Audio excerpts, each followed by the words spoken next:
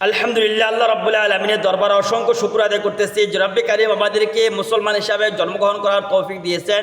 আল্লাহ রাব্বুল আলামিন আমাদেরকে অন্যান্য মাখলুকাত হিসাবে জন্মগ্রহণ না করে আশরাফুল মাখলুকাত সর্বশ্রেষ্ঠ জাতি হযরত মুহাম্মদ সাল্লাল্লাহু আলাইহি সাল্লামের উম্মত হিসাবে এবং সর্বশ্রেষ্ঠ জাতি হিসাবে আশরাফুল মাখলুকাত হিসাবে দুনিয়ার মধ্যে আমাদেরকে প্রেরণ করেছেন এবং আশরাফুল মাখলুকাত হিসাবে প্রেরণ করেই আমাদের শেষ করেন নাই এবং শ্রেষ্ঠ নবী উম্মত হিসেবে আমাদেরকে পৃথিবীর মধ্যে প্রেরণ করেছেন। সেই জন্য আমরা অবশ্যই শুকর আদায় করব এবং অবশ্যই আমরা আল্লাহ রাব্বুল আলামিনের প্রতি কৃতজ্ঞ থাকবো এবং নামাজ পড়বো এবং রোজা করবো, ইসলাম মোতাবেক চলবো, কোরআন হাদিস মোতাবেক আমাদেরকে জীবনটাকে পরিচালনা করব।